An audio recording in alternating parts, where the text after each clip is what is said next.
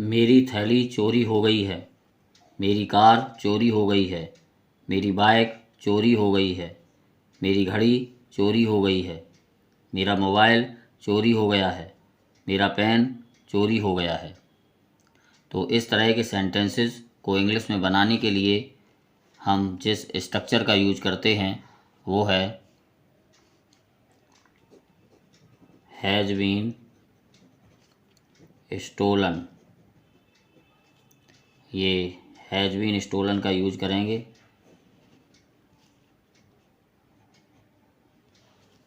इसका जो हिंदी मतलब है वो होता है चोरी हो गई है।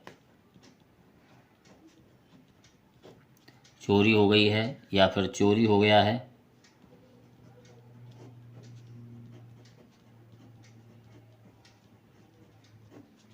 चोरी हो गई है या फिर चोरी हो गया है के लिए हम हैज़ बीन स्टोलन का यूज करेंगे। तो इसका रूल देखते हैं। इसके रूल के लिए सबसे पहले थिंग लिखेंगे, मतलब जो भी वस्तु चोरी हो गई होगी, यानी कि ऑब्जेक्ट कह सकते हैं। और उसके बाद हम लगाएंगे हैज़ बीन स्टोलन। तो ये इसका रूल है। बस इसी रूल की सहायता से हम इन सेंटेंसेस को बनाएंगे।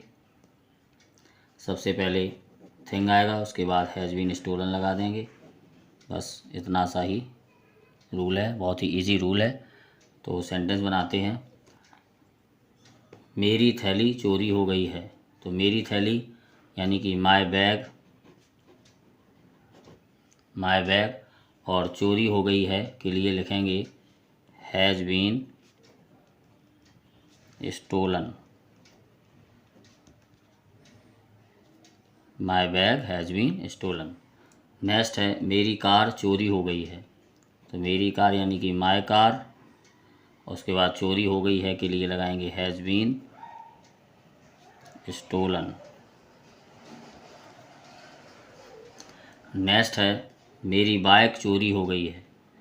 तो माय बाइक और चोरी हो गई है के लिए लिखेंगे हैज़ बीन स्टोलन।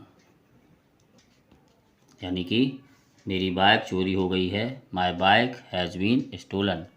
और नेक्स्ट है मेरी घड़ी चोरी हो गई है। तो मेरी घड़ी यानी कि माय वॉच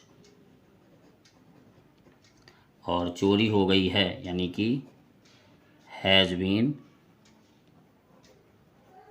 स्टोलन। नेक्स्ट है मेरा मोबाइल चोरी हो गया है। तो मेरा मोबाइल यानी कि माय मोबाइल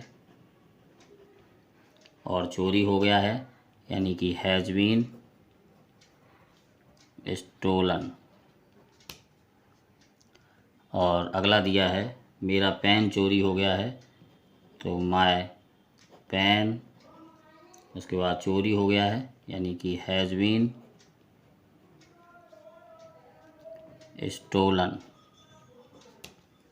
तो बच्चों ये सेंटेंसेस हैं, इनको आप इस रूल की सहायता से बनाएंगे और इस तरह के और भी सेंटेंसेस आप इस रूल की मदद से बना सकते हैं। तो प्रैक्टिस करते रहिए, पढ़ते रहिए।